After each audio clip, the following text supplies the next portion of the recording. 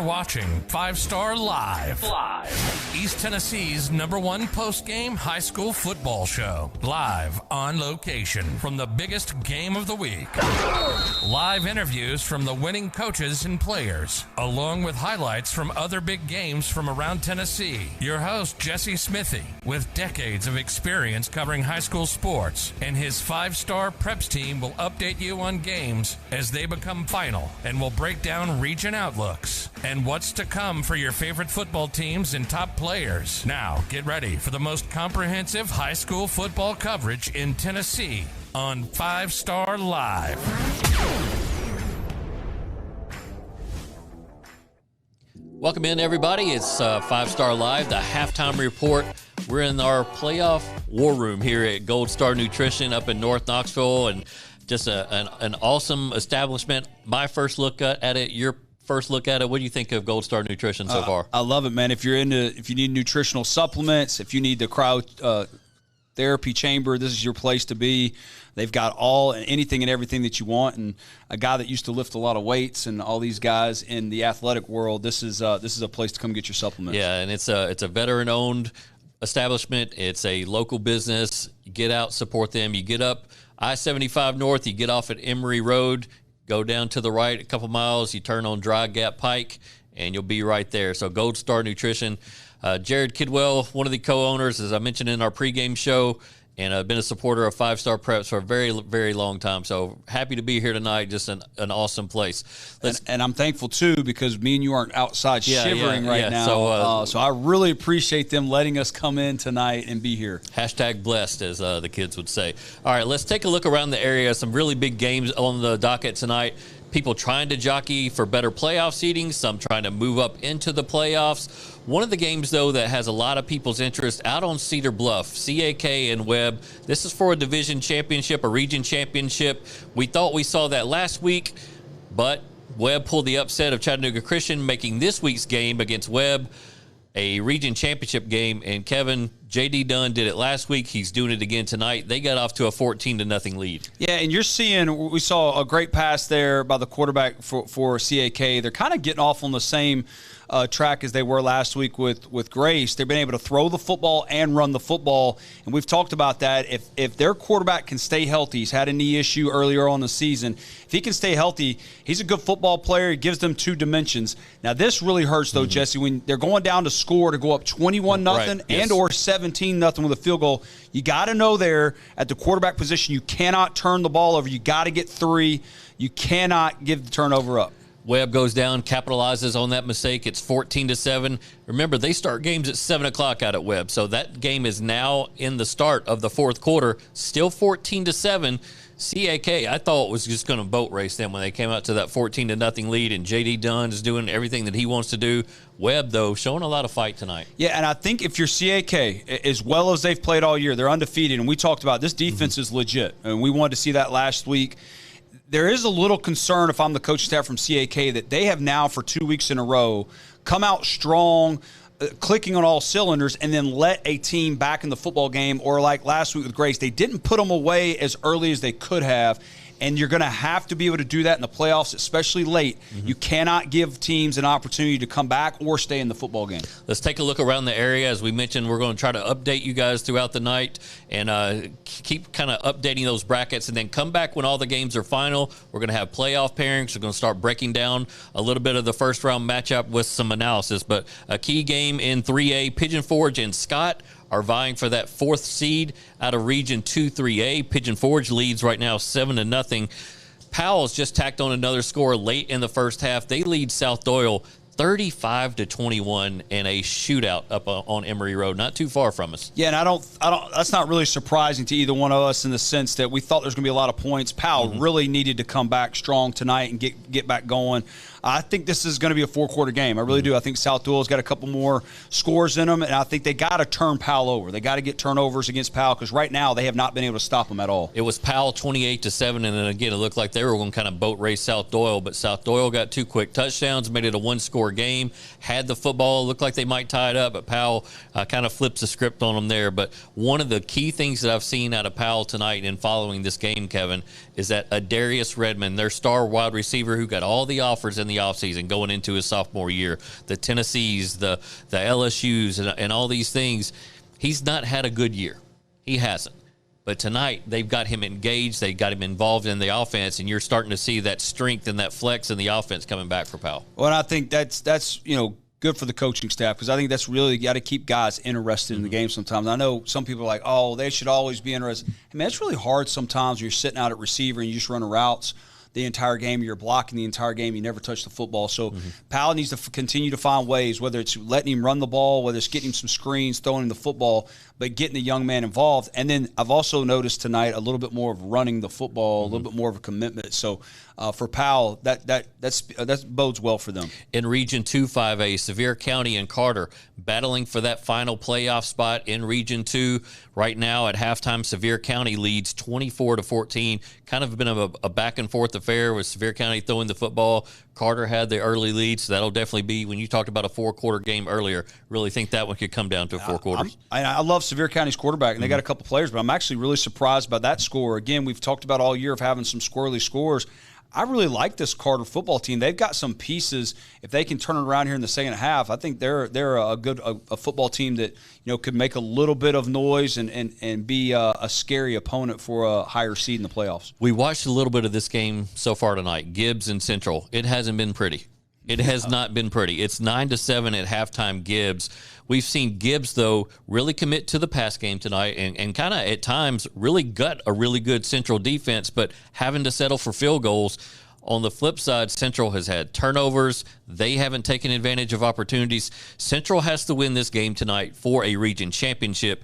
Gibbs is trying to pull a monumental upset and somehow steal away that 4 seed. Yeah, I think what we're seeing in this football game, number one, is I'm impressed with Gibbs being able to drive the football against this vaunted Central defense. They're showing a really good game plan tonight. They've also been able to get wide open receivers in the secondary due to the way they run their offense and run heavy first type offense. But there at the end of the half, or in the second quarter, Jesse, they got a huge pass play, about 60 yards or so. Isaiah was able to run him down. The safety from Central was able to run him down and stop him inside the 10. That's what we always talk about as defensive coaches, never give up on a play. Central was able to hold Gibbs to a field goal there. I thought they might go for it on the 4-yard line. And now you get a pick six from Central, and it puts them right back into the football game. But right now, Jesse, Gibbs is playing good defense, but Central still has not been able to find a way to move the football consistently, and they're going to have to figure this out, and they better figure it out quickly for the playoffs. I promise you I'm multitasking. I'm listening to what you're saying, but also trying to follow scores as they're coming in as well. West leads Campbell County 44-0 at the half. It's a region game, but West has already got that number 1 seed in the playoffs. Farragut leads Jefferson County 21-0. Farragut trying to do what it needs to do to secure its 2 seed. This is a complicated situation. I'll put my phone down here.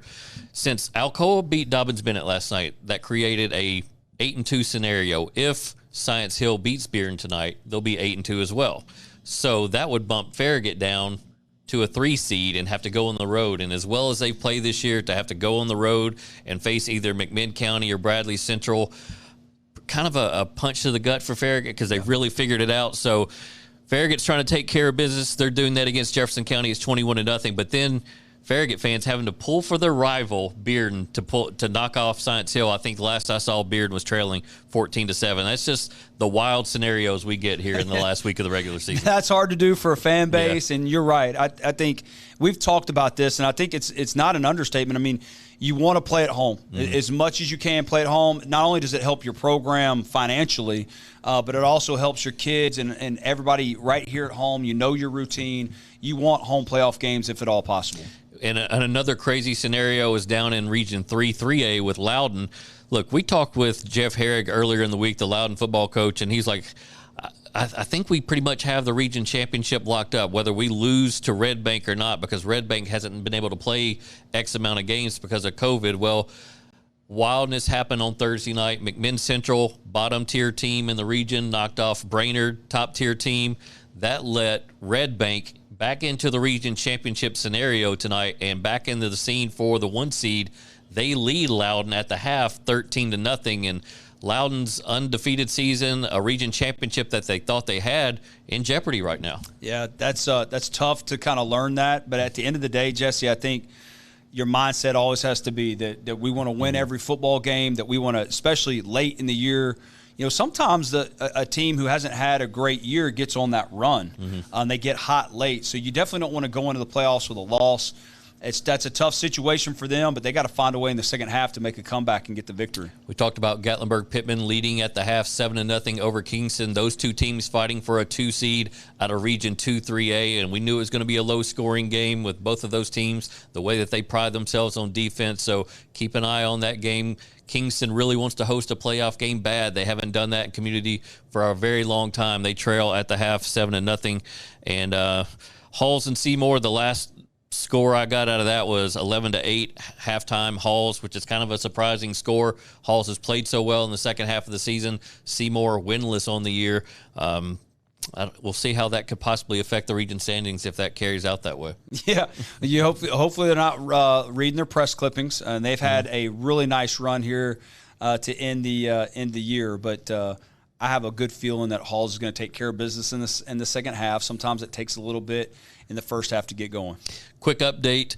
Powell reaches the halftime up 35-24, so it looks like South Doyle was able to sneak in a late field goal. It's not a region game. It has no bearing on their playoffs, but Powell doesn't want to go into the postseason on a 3-game losing streak. No, we were just discussing that. I mean, they've had a lot of issues kind of creep up. And again, we talked about it. It's a young football team. They've actually won some games early in the year they could have lost. I mean, there were some barn burners.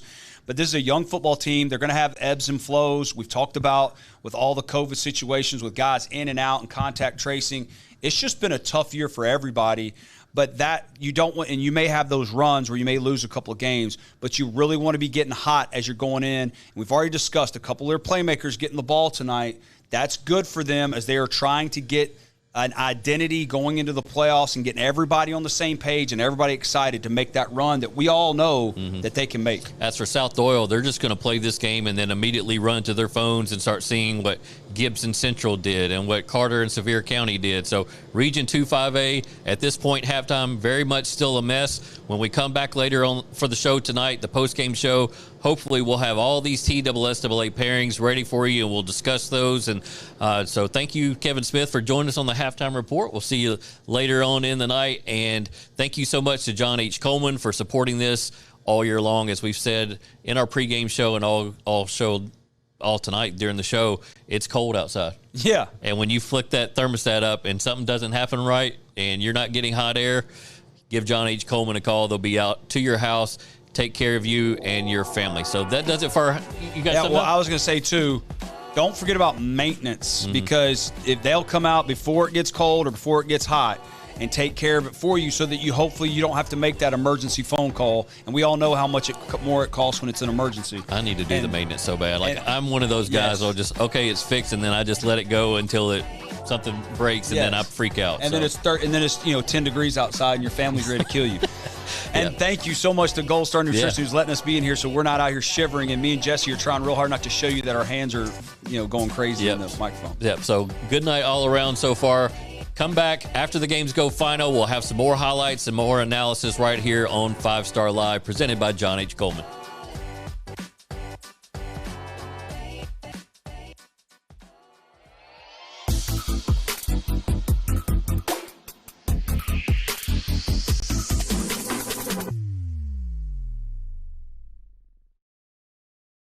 Located in Anderson County, just off of I-75 at exit 122, Rocky Top Realty stands ready to give our clients a real estate experience like no other. While we are located in Anderson County, we work in all of Knoxville and the surrounding areas. Our staff will get to know you and your real estate needs. We will work in tandem with you to achieve your forever home, build site, vacation home, or investment goal. Find us online at rockytophomeinfo.com or give us a call at 865-498-0813.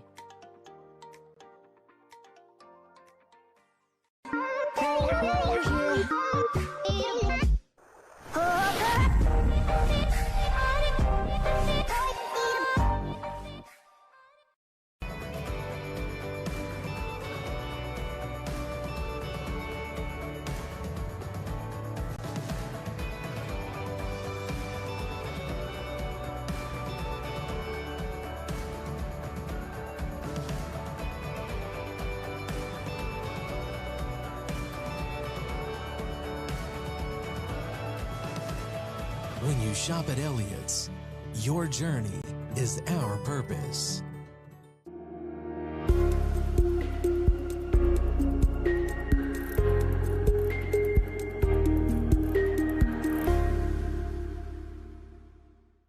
North Knox Siding and Windows is a complete exterior home improvement company that can help you with all your exterior needs. Visit us today at 5618 North Broadway.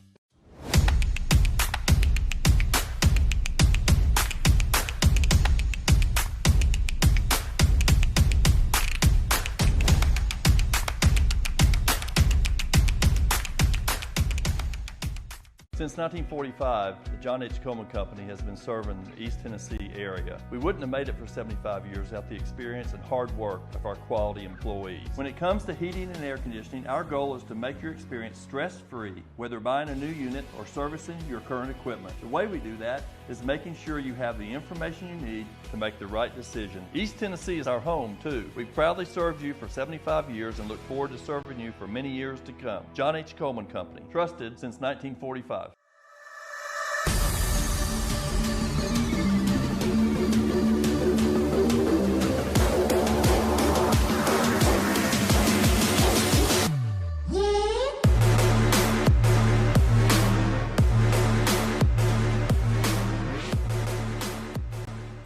The great ones make the plays. The dedicated ones never quit.